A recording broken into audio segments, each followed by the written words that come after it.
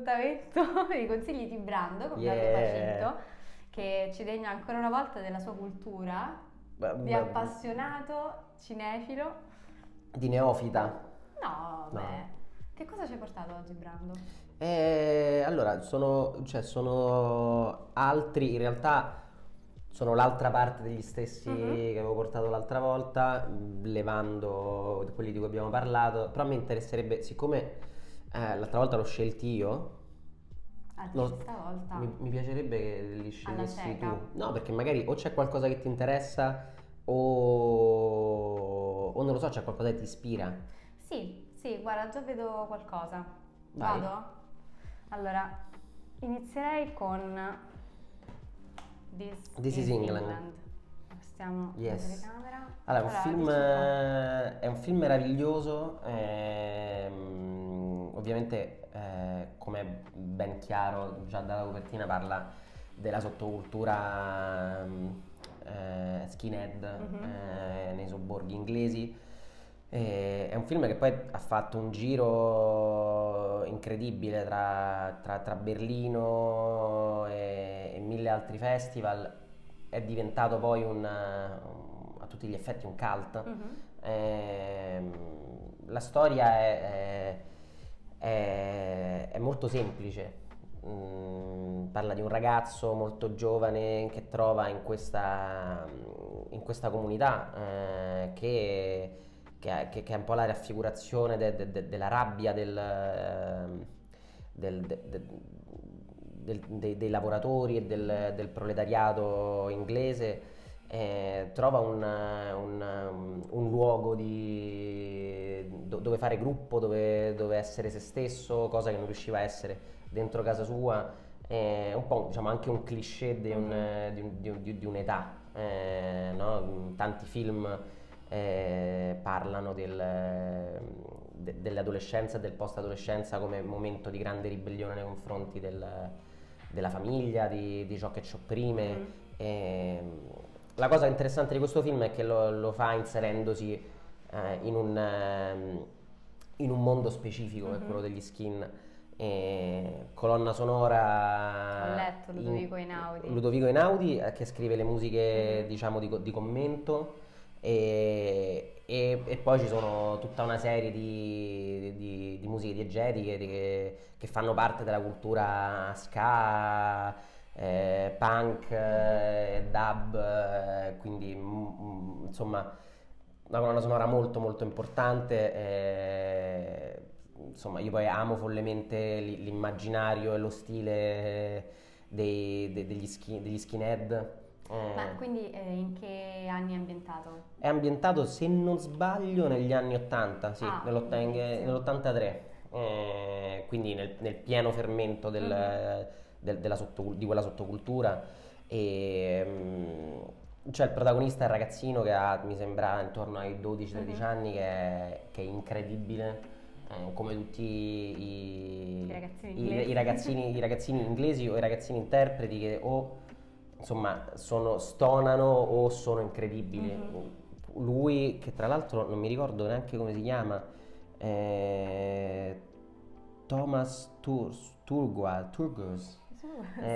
Non penso abbia fatto altro dopo questo film. Tra l'altro questo è un film del 2006 insomma è pure cresciuto ormai. Sì. Mi ricorda un po' Billy Elliot guardando così. Ma non è sbagliato quello che dici, perché poi, come ti dicevo, è un archetipo.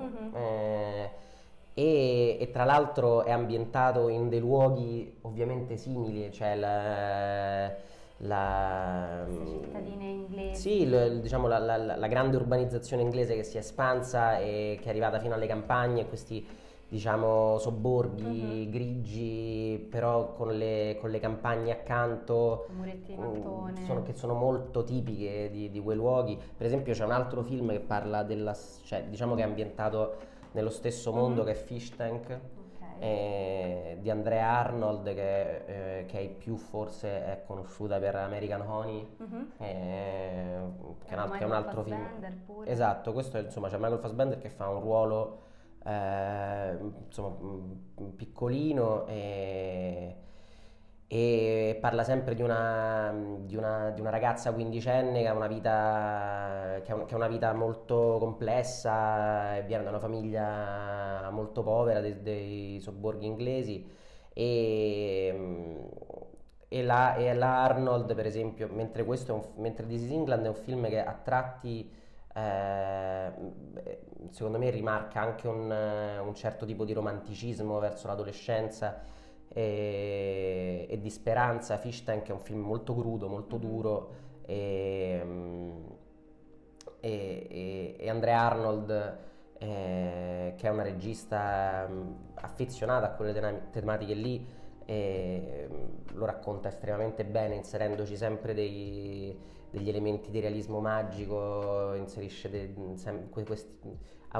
mette a rapporto molto spesso questi personaggi con gli animali, quindi ci sono questi sobborghi orrendi e questi animali magnifici che però si muovono ai confini di questi sobborghi, come a rimarcare il fatto che la natura è lì ed è bellissima e l'uomo può continuare a toccarla e non è così lontana come sembra, anche in dei luoghi privi di speranza. Senti, ma tu cioè, questi titoli che comunque sono un po' di nicchia, possiamo dire, Sì. cioè come li trovi? Cioè, come ti avvicini? Ma in realtà come... Facendo ricerche? Ma no, in realtà in maniera molto organica, nel senso che ci sono dei registi, cioè per esempio Andrea Arnold io l'ho conosciuta tramite American Honey, che è un film sicuramente più largo di Fish Tank, perché dentro c'è Shia LaBeouf, è un film che comunque è andato a Cannes, anche questo è andato a Cannes, però mi sembra in una sezione più piccola. È un film che aveva un impianto vagamente più largo, quindi non lo so, tante volte mi arrivano delle suggestioni e se vedo che quel tipo di linguaggio mi piace, mi appassiona, lo trovo vicino a me, approfondisco, come immagino insomma su tutto. Se una persona ama la cucina, si torna sempre alla cucina. Si torna alla cucina perché c'era quest'idea. Noi lanciamo questa cosa così. Di fare un format cinema e cucina. Ti consigli Oppure, di oppure la prossima volta potrei parlare di film mentre cucino qualcosa. Spadelli. Bellissimo. Ma tu sei bravo a cucinare? Dipende. Dipende da cosa? Dipende dallo spirito, dalla voglia e dal tempo. Però mi piace mangiare bene, cioè mi piace cucinarmi bene quando mi cucino. E adesso insomma... Chiudiamo questo piccolo... Sì. Poi queste suggestioni le prenderemo. Le trasporteremo dall'altra parte. Il terzo film? Tocca a te. Ah, giusto, è vero, devo scegliere io per te. Vediamo. Andrei da questa pila perché è un po' più ricca. Guarda, questo, perché mi ispira. Ok. Mi ispira. Ora c'è ancora la polvere, perché questo tra l'altro è diciamo, io ho una libreria e poi ci stanno questi formati qui che non sono quelli normali, no? Ma hanno magari un booklet, sono più articolati, che non entrano perché certo. sono più grandi, quindi li metti tutti insieme, questi li metto impilati sopra e Control siccome è probabilmente il film più importante della mia vita, vedi, ho scelto proprio... sì, non a caso, ma tra l'altro ne parlai con Andrea Morandi anni fa durante durante la pandemia. Abbiamo fatto questi video dove facevo più o meno la stessa cosa, cioè sì, più o meno era quello. E Control sta sempre in cima perché mi ricorda... A quanti anni l'hai visto la prima volta? Control lo vidi, ero molto piccolo in realtà, 16 anni, 15-16 anni, perché diciamo che il mio primo gancio, il mio primo legame con un certo tipo di cinema fu una mia amica che mi trasmise una passione sconfinata prima per un certo tipo di musica. Poi, sai, come tutti, insomma, intorno ai 15 anni cominciamo a scoprire delle cose che non sono di larga scala, che magari ci toccano delle corde più intime, quindi iniziai a scoprire i Pink Floyd, delle cose, vabbè, fino a che non sono arrivato ai Joy Division, sempre tramite questa mia amica, che è stata veramente il pilastro fondamentale della mia cultura da adolescente. E insomma, inevitabilmente subito dopo andai a vedere questo film che si chiama Control di Anton Corbijn, che è un film del 2007. Lui è lo storico fotografo di tutta quella scena lì musicale, quindi negli anni 70-80, appunto nacque come fotografo di Joy Division e poi degli U2 e poi di tutti, perché appunto tramite Joy Division e tramite poi la scena inglese diventò un fotografo di musica molto quotato. E questa è la sua opera prima e parla appunto della vita, della brevissima vita di Ian Curtis, che è il frontman dei Joy Division, nonché poi diventato icona di un certo tipo di poetica, di un certo tipo di immaginario. Il film tutto in bianco e nero, c'è l'interpretazione di Sam Riley che interpreta lui, camaleontica, fa paura. Tra l'altro per fortuna Joy Division si sono sviluppati tra il 78 e l'80 e ancora non era un periodo in cui c'erano questi strumenti qua, quindi non c'è tantissimo materiale video, e dai pochi video che si vedono di Ian Curtis messi a confronto con le immagini del film è veramente impressionante. Però la cosa meravigliosa è che, essendo lui poi un personaggio estremamente complesso, la sua poetica era meravigliosa e struggente, il film si concentra tanto sulla sua figura di essere umano, e tralasciando un po' la parte musicale, nonostante ci sia per raccontare anche con una cadenza la vita che ha avuto il gruppo e l'ellissi che ha avuto lui. Poi scusa, mi viene in mente che in questo preciso momento ci sono un sacco di film su frontman, cantanti, quindi forse sta un po' ritornando, cioè questo film è di qualche anno fa, quindi...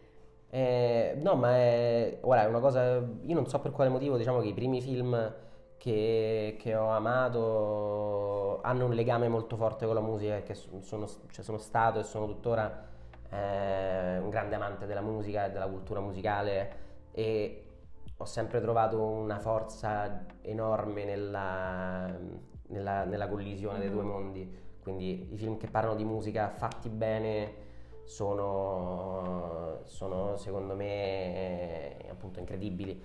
Ci sono film come questo che possono anche cambiarti la percezione di determinate cose. Quante volte te lo rivedi? Spesso, in realtà.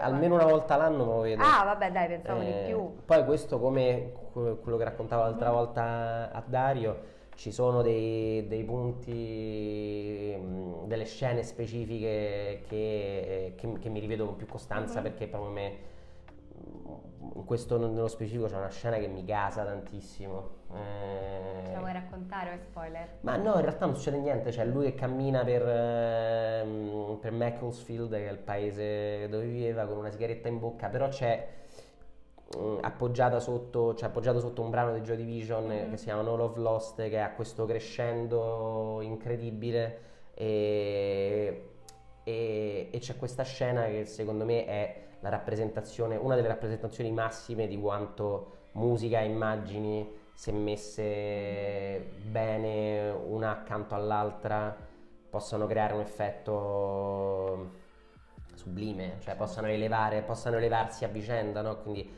le immagini dalla musica e la musica con le immagini. Insomma, questo film secondo me fa tanto di questo. E poi c'è anche Samantha Morton, che è un'attrice meravigliosa, che poi è l'interprete delle Onde del Destino di von Trier. Qua anche lei giovanissima, una delle prime cose, penso che sia proprio nel periodo in cui ha fatto il film di von Trier. E niente, questo. Beh, Brando, ti ringraziamo da morire per questi Grazie a voi. consigli, queste piccole perle, e La prossima volta ci rivediamo in cucina. in cucina. Grazie mille Brando Grazie a Pacitto, te, la Lilia. prossima volta appunto Yeah. consigli di pranzo.